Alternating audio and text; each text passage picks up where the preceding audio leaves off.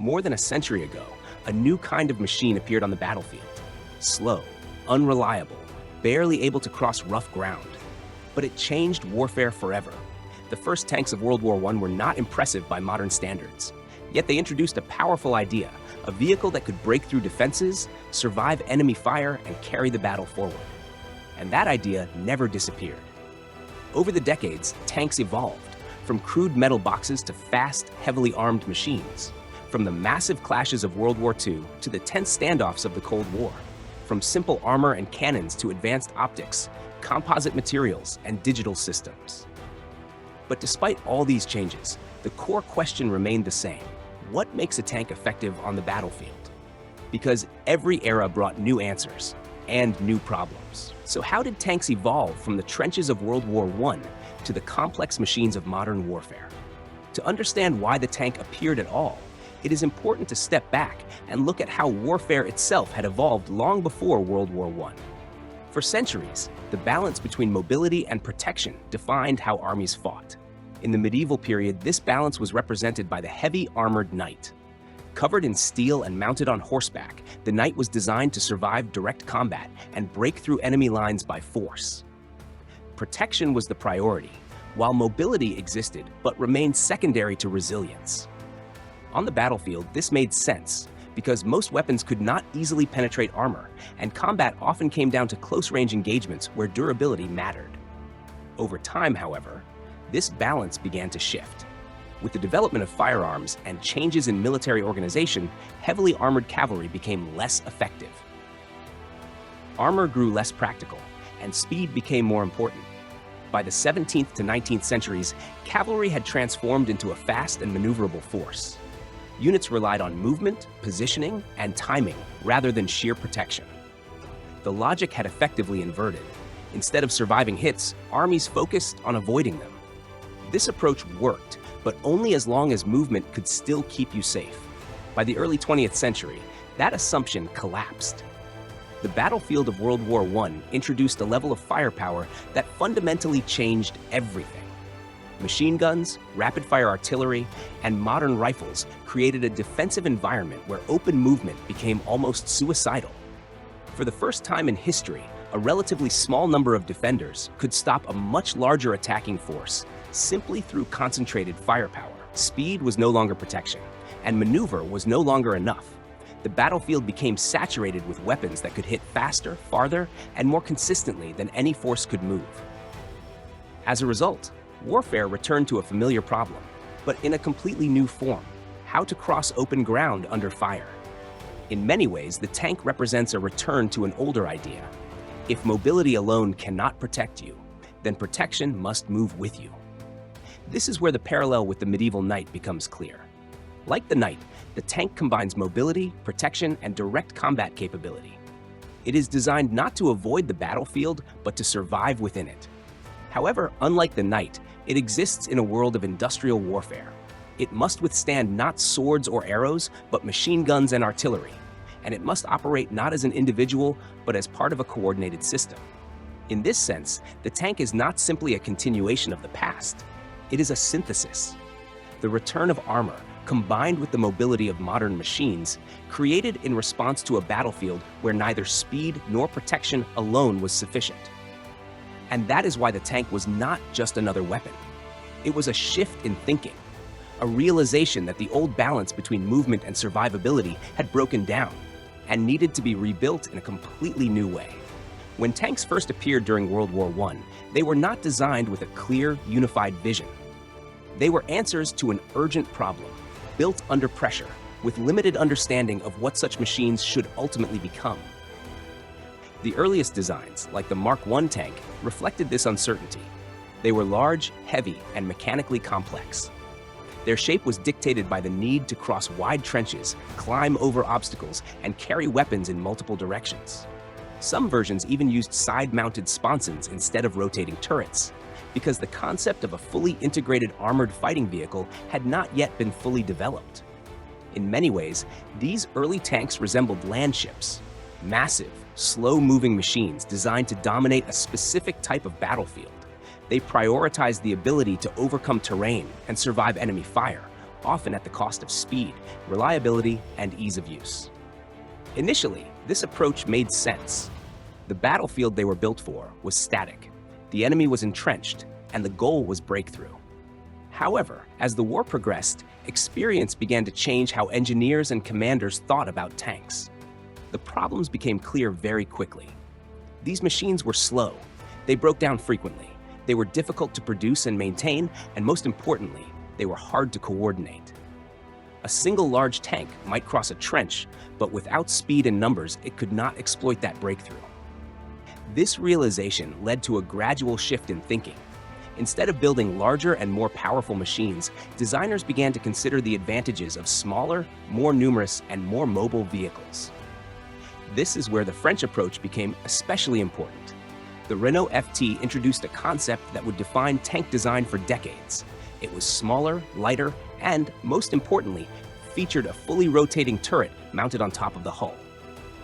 This may seem like a simple change, but it was revolutionary. It allowed the tank to engage targets in any direction, operate more flexibly, and function as a more coherent, self-contained system. Unlike earlier designs, which spread weapons across the hull, the Renault FT concentrated firepower into a single controllable point. At the same time, its smaller size made it easier to produce, deploy, and support. This marked a turning point. The idea of the tank shifted from a moving fortress to a mobile combat unit. After the war, this new understanding continued to develop. During the interwar period, different countries experimented with tank design, trying to determine the best balance between firepower, protection, and mobility. However, the general trend was clear. Smaller, faster, and more reliable vehicles were becoming more practical than massive, heavily armored machines. Early tanks of the 1930s, such as the Panzer Is or the American M3 Stuart, reflected this shift. They were not particularly powerful, their armor was relatively thin, and their weapons were limited, but they were mobile, easier to produce, and suitable for training and developing new tactics. And that last point is critical. By this stage, tanks were no longer just machines. They were part of a doctrine. Armies were beginning to understand that the effectiveness of tanks did not come from individual strength, but from how they were used together. Speed, coordination, communication, and concentration of force became more important than sheer size or armor thickness. This is why the gigantic monster approach of early tank development did not continue. It was not that large tanks were impossible, but that they were inefficient. They could not be produced in large numbers, they could not move fast enough to exploit breakthroughs, and they could not adapt to rapidly changing battlefield conditions. In contrast, smaller tanks offered flexibility. They could be mass-produced, deployed quickly, and operate as part of larger, coordinated formations. By the beginning of World War II, tanks had already transformed from experimental machines into a core element of warfare. However, the tanks that entered the war were, in many ways, still transitional. Early models such as the Panzer I, BT-5, and M3 Stuart reflected the ideas of the interwar period. They emphasized speed, mobility, and ease of production. Armor was relatively thin, and firepower was limited. These vehicles were not designed to fight other tanks directly, but to support infantry, exploit breakthroughs, and operate as part of fast-moving formations. In the early campaigns of the war, this approach proved effective. Mobility, coordination, and concentration of force allowed armored units to achieve rapid victories, as tanks moved quickly, bypassed strong points, and disrupted enemy systems rather than engaging in prolonged direct combat. However, this situation did not last. As the war progressed, the battlefield adapted. More tanks appeared, anti-tank weapons improved, and defensive systems became stronger. This fundamentally changed the role of the tank.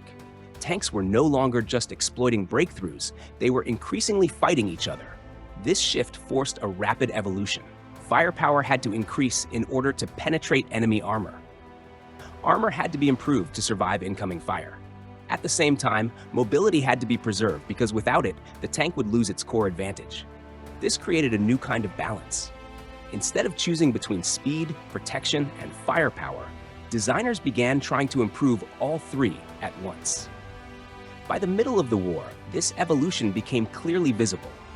Tanks like the Panzer IV were continuously upgraded with more powerful guns and thicker armor. New designs such as the T-34 introduced a better overall balance, combining sloped armor, mobility, and effective firepower in a single platform. At the same time, other nations followed similar paths. The M4 Sherman, for example, was not the most heavily armored or the most powerful tank, but it represented a highly effective balance of all key characteristics, combined with reliability and mass production. By the later stages of the war, tanks had become significantly more powerful than their early war counterparts.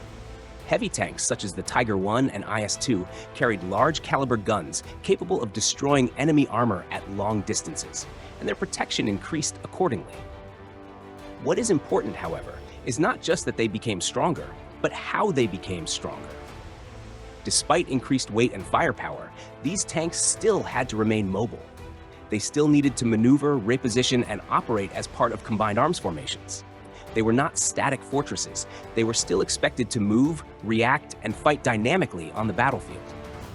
Even the M4 Sherman, often considered less powerful individually, evolved through multiple variants, improving firepower, protection, and effectiveness while maintaining its core strengths.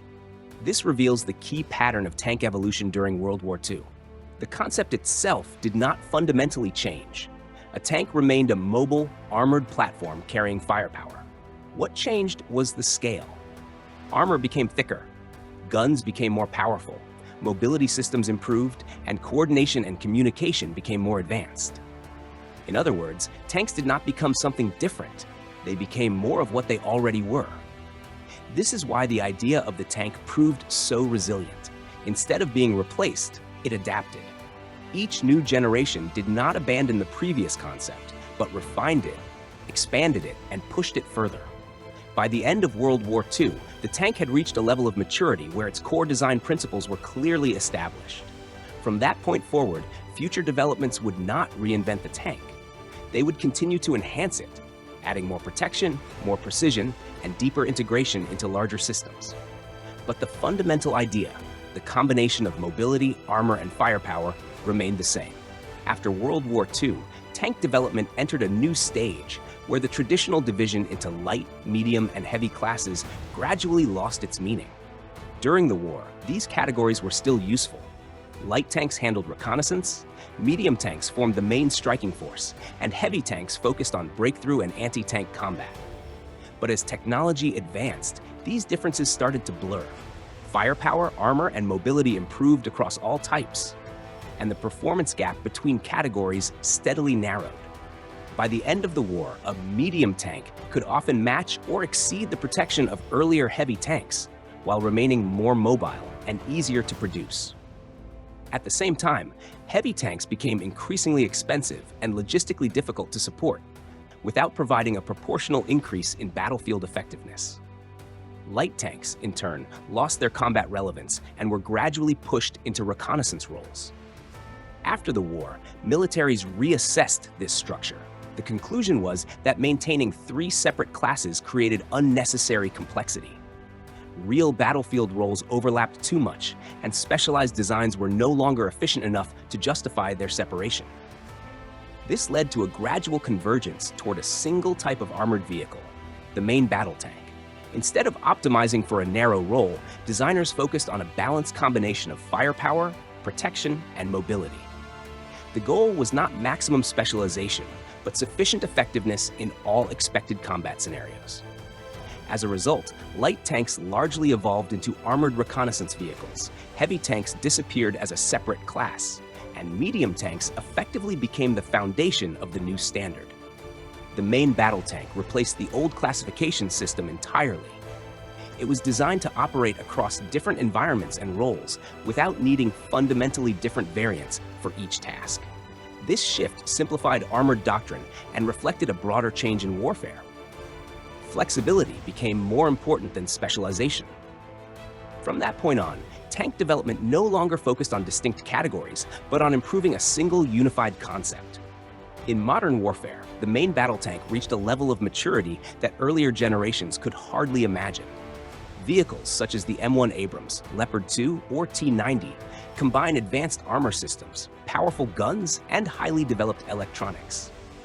They are designed to survive anti-tank missiles, engage targets at long distances, and operate as part of complex combined arms systems. For a long time, this balance between firepower, protection, and mobility seemed to confirm the final form of the tank concept. The MBT was not just a vehicle, it was a highly optimized system built for industrial-scale warfare. However, modern conflicts have introduced a new kind of threat that challenges this assumption. Small, cheap, and widely available drones have changed the battlefield in a way that is fundamentally different from previous technological shifts. Unlike traditional anti-tank weapons, these systems do not require large industrial infrastructure. A drone costing a few $100s can be built or modified to deliver a lethal payload. At the same time, it can bypass many of the assumptions that modern tank design is built on. Tanks are heavily armored from the front and sides, but drones attack from above, where protection is traditionally weaker. Tanks rely on electronic systems for targeting and coordination, but drones can exploit visibility gaps, operate from long distances, and approach from unexpected directions. This creates a situation where a relatively inexpensive system can threaten a platform worth millions. The asymmetry is not only economic, it is structural. A tank is designed for direct confrontation with other armored vehicles and anti-tank weapons within a known battlefield environment. Drones, however, introduce constant observation, delayed detection, and precision strikes from angles that were previously difficult to defend against. This does not make the tank obsolete, but it changes its role again. Modern armored warfare increasingly requires additional layers of protection: active defense systems, electronic warfare measures, and close integration with infantry and air defense. The tank is no longer an isolated combat unit. It must exist within a protective network to remain effective. In this sense, the evolution of armored warfare has come full circle. From the early attempts to solve the problem of movement under fire in World War I, to the highly optimized main battle tanks of today, the core challenge remains the same: how to survive and operate in a battlefield where threats continuously adapt. And just like before, every new solution creates a new countermeasure. The tank has survived machine guns, artillery, aircraft, missiles, and shaped charges. Now it faces a different kind of challenge: not larger or more powerful, but smaller, cheaper, and more numerous. And once again, its evolution is not ending. It is continuing.